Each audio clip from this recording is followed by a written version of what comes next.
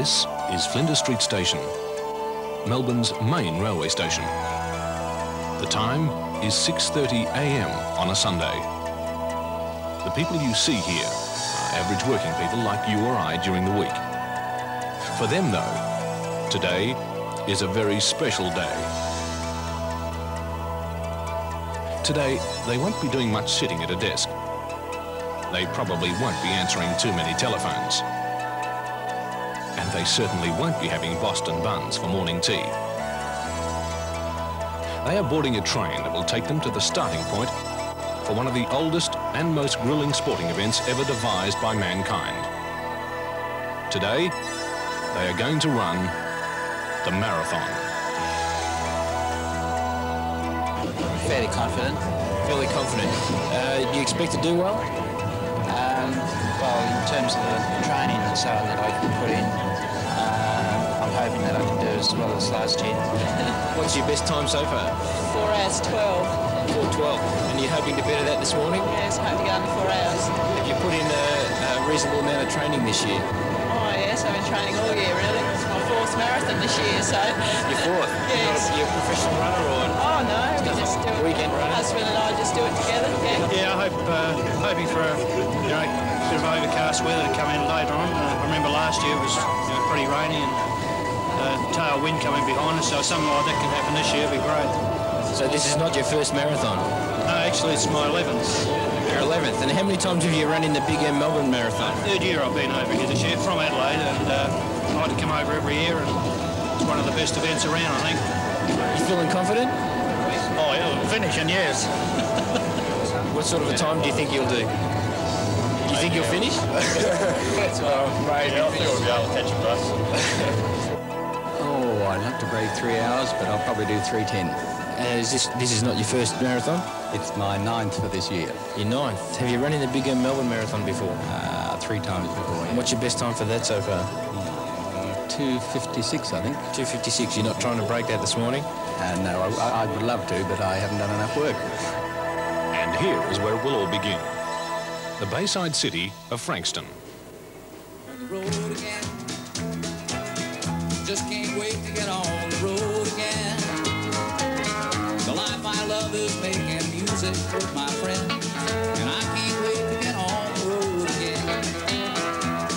And I can't wait to get on the road again.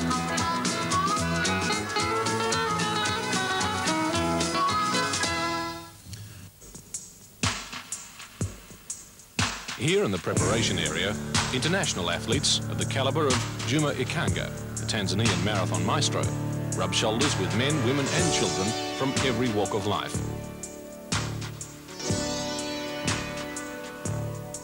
Some, though only a few, are serious athletes for whom this type of event is the culmination of years of training and dedication.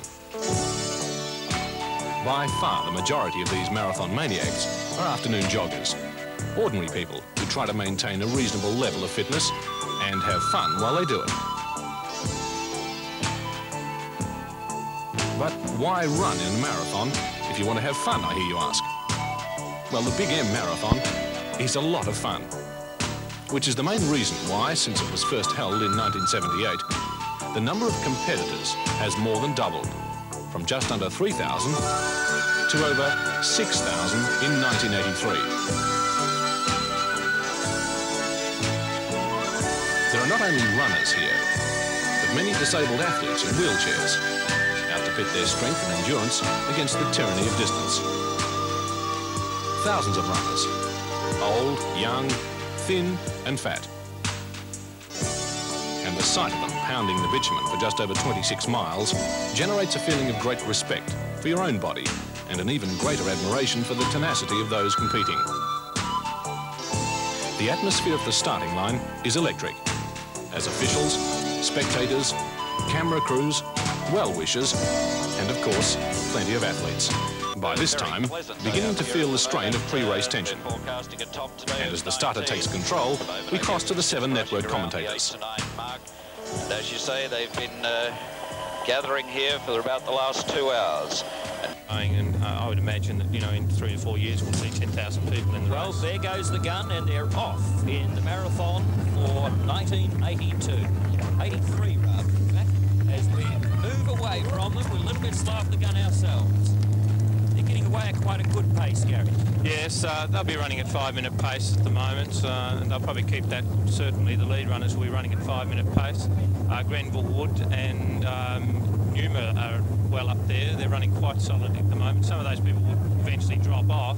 There are a few people there that probably shouldn't be there at the moment. They'll find that about 5K, they'll drop off.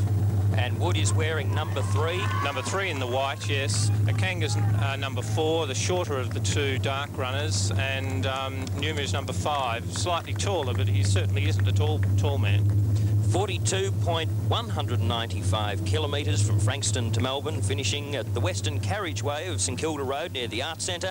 And if you're thinking of taking a look at the finish, police will be blocking off that area to traffic this year.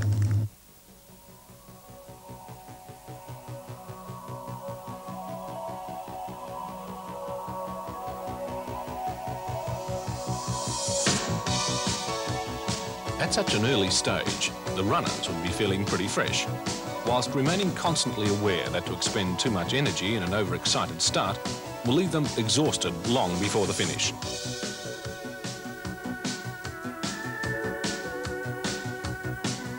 The race itself follows the picturesque coastline of Victoria's Port Phillip Bay, and the sight of cool blue seas provide at least psychological relief if you can spare a quick glance.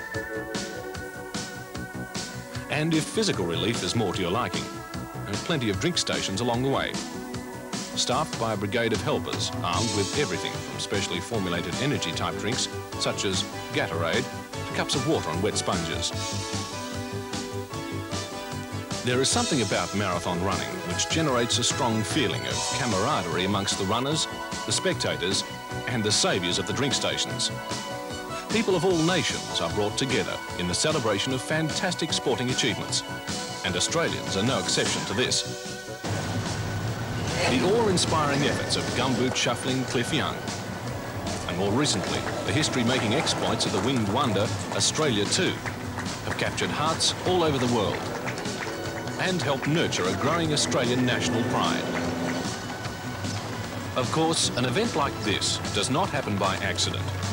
Hundreds of people have worked very hard to make this a safe, successful and very popular annual event. Without the Melbourne Marathon Committee, the generous support of the Victorian Dairy Industry Authority, who, apart from being responsible for delicious Big M flavoured milk, are the major sponsors of this event, voluntary helpers, the police, local councils, doctors, paramedics and backup teams, none of this would be possible. Each contributing his or her own specialist skill or knowledge